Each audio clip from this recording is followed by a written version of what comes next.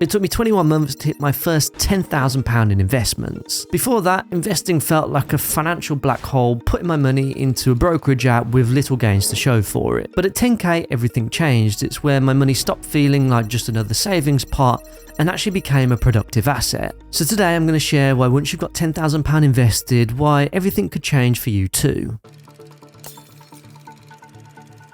I've got to be straight with you, financial barriers here in the UK are set pretty high.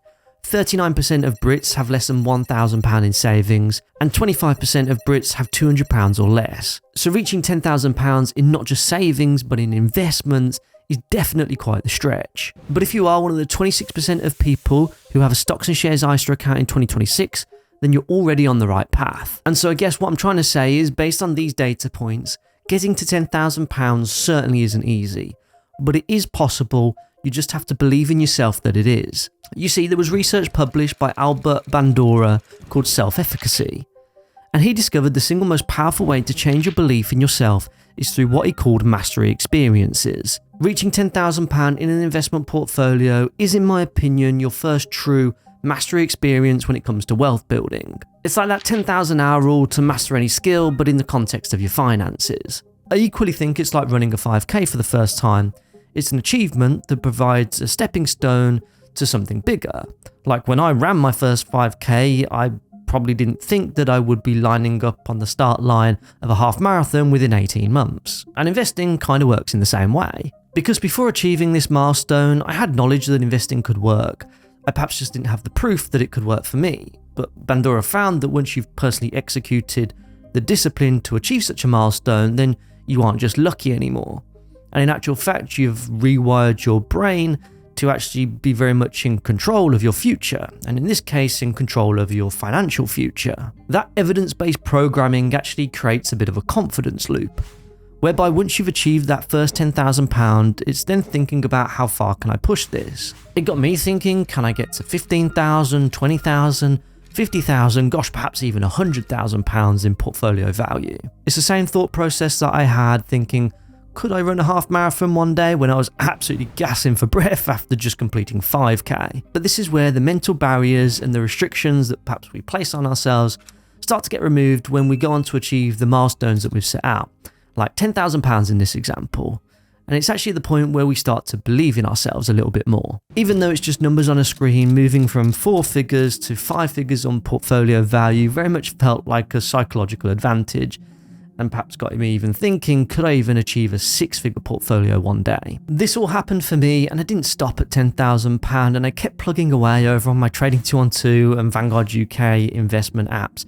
And as of right now, I have over a combined value of £100,000 in my stocks and shares ISA. I'll explain a little bit later on in the video how I went on to do this, but just know it didn't come down from any crazy investments or anything like that, and instead it was just disciplined action every single month and a belief in myself that I could do it. Now, I do all of this investment stuff over on a commission-free investment platform called Trading 212. I've been using the app for over 6 years now, and it's a place where I've progressively been building the value of my investment portfolio, and a place where you can get started out investing too. You can do this via the Trading 212 Pies feature, where you can select model pies by well-known asset managers, adjusting for your own risk appetite, or you can create your own custom pie by selecting investments based on research that you've done. You can set it to auto-invest at an amount and frequency you choose, starting with as little as £1, and you officially become an investor. Now, to help you guys get started, Trading 212 are offering all of my subscribers one free fractional share valued up to £100 when you click on the QR code up here on screen and sign up, or alternatively, click on the link down in the description below. Or if you have opened an account with Trading 212 in the past 10 days, you can also enter the promo code Mitch when you are in the app. All you need to do is make sure you've deposited £1 into your account, and you'll still qualify that free fractional share. Full transparency, this is an affiliate link which massively helps support the channel, so thanks so much if you do go on to use that link. And now let's talk about why £10,000 is just the beginning. Remember when I said when I first started investing things were slow, but at £10,000 I noticed something very important. in that things actually started to speed up just a little bit, and I started to gain momentum for my future portfolio goals. To demonstrate why this happens, well, most people actually think that wealth building is a straight line, but in actual fact it's a curve. Let me explain. Think of your first £500 investment as a tiny snowball at the top of a mountain. In the beginning, you feel like you're doing all of the heavy lifting via your contributions, and the market's not doing much whatsoever in the form of a rate of return, just like I showed you a little earlier. This is without doubt the hardest phase, and it's what I call the friction phase. If you invested, say, £500 a month at a 7% annual return, it will take you roughly 1.5 years to hit that first £10,000. At this stage, your contributions will have done roughly 95% of the heavy lifting, with the market only providing 5% of the gains. Trust me, it's a hard slog, and when I first hit my £10,000 in investment portfolio value, the market had actually only provided 1.5% of the gains due to market volatility at the time. It's the reason why some people will give up, because success is not instant, but it's absolutely the reason why they also shouldn't, because it's also a turning point, where we enter into phase 2, which is the momentum phase. Now, continuing with those investments, you might think to 10x your investment portfolio value to £100,000, it would take 10 times as long, but you'd be wrong.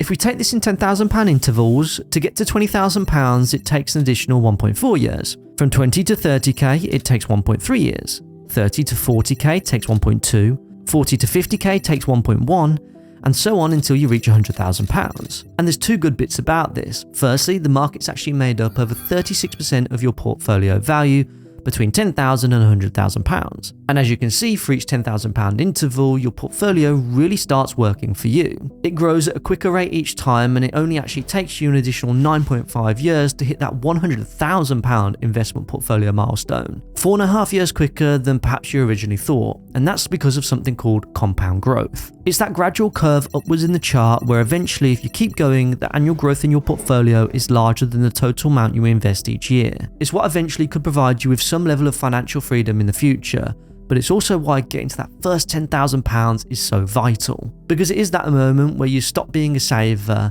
and you actually have that productive asset that could create you that financial freedom in the future. But future expected returns won't determine your success or not, and what we're about to discuss next certainly will do. When you reach £10,000 in a stocks and shares ISA, a powerful cognitive shift takes place. Those digits on the screen now represent a sizable amount of money, enough money to buy a decent second-hand car, or perhaps the most insane month-long holiday of your life. And I could hit withdraw right now and have that cash in my account pretty much instantly. But for me, it was also the point in time where I actually had zero urge to spend that money. In actual fact, I was probably more protective of it once it hit that 5-figure sum. And that's because of something called the endowment effect. Nobel Prize-winning economist Richard Thaler discovered in his 1980 research paper that we value things significantly more simply because we own them, and that value that we place on something increases when we put the effort into building it ourselves. But £10,000 is certainly different, because it took me 21 months and 57 individual investments until I developed what Thaler calls the status quo bias, where the effort of the journey permanently attached me to the end destination. To prove how deep this runs, Thaler once did a famous experiment with a coffee mug. He gave a mug to one group of people and asked how much they'd sell it for. The median owner was unwilling to sell for less than $5.25. He then asked another group who didn't own the mug how much they'd be willing to pay for it. Their price, well, between $2.25 and $2.75. It was the exact same mug, but those who had ownership valued it twice as much. For me, this is a personal perspective, but when you make sacrifices in order to be able to achieve something, you value that thing a hell of a lot more. It's the classic earn versus given paradox. If you earn it, you value it, whereas if you get given it, then chances are you'll squander it away. It's probably why we hear so many lottery winners ending up going broke. No surprise given this dude is wearing big gold chains and diamond rings. But for me, this £10,000 was probably the single biggest milestone that I went on to achieve. Not because of the numerical value in my investment portfolio, but because of what it meant to me to achieve it. And because of the value that I placed on it, it created that psychological lock-in, a commitment to my long-term investment journey, which certainly bodes well because it also developed the right characteristics, which we're about to discuss next. To be a successful investor, there is an inherent investor DNA, if you like, that you have to develop. And I feel like I didn't develop that until I had a £10,000 portfolio. Why, you may ask? Well, at £10,000, it's the ultimate test of your character. Because, let me just be honest, the very real reality for investors is that at some point in time, we'll face into adverse market conditions and definitely a market crash. The first substantial one for me was back in 2020, where the US stock market declined over 30% in a matter of weeks. Let's think about the math behind that and how it would affect different investors in different ways.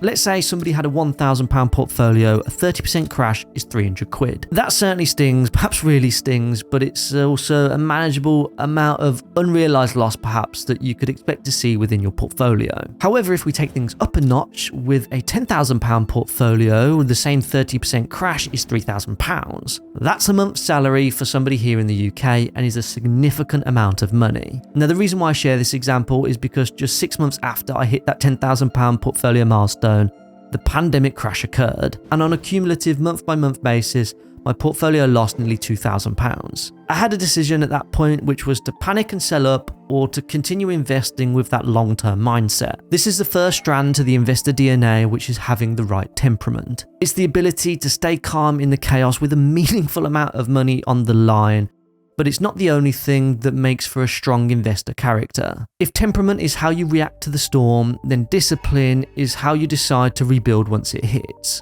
Now for me, despite my investment portfolio dropping £2,000, which was a huge amount of money, I decided to keep on investing, and it was a good job I did because the cumulative gains on my investment portfolio after 12 months were pretty big. Arguably, discipline got me to that first £10,000, but it was an equal level of discipline that kept me investing when market risk factors like inflation, geopolitical tensions, and a whole bloody pandemic worked against me. But the third strand to the investor DNA is patience. Ignoring the doom and gloom headlines, which are also popping up once again at the time of recording. This, of course, is easier to do with a smaller portfolio and less on the line, but at £10,000 it certainly becomes a real challenge. But you have to be okay with the uncertainty that when you invest, your capital is at risk and that markets fluctuate in value both positively and negatively. However, I once heard a saying that I think has proved to be important to me over my investment journey over the past 9 years or so, and that's if in doubt, just zoom out.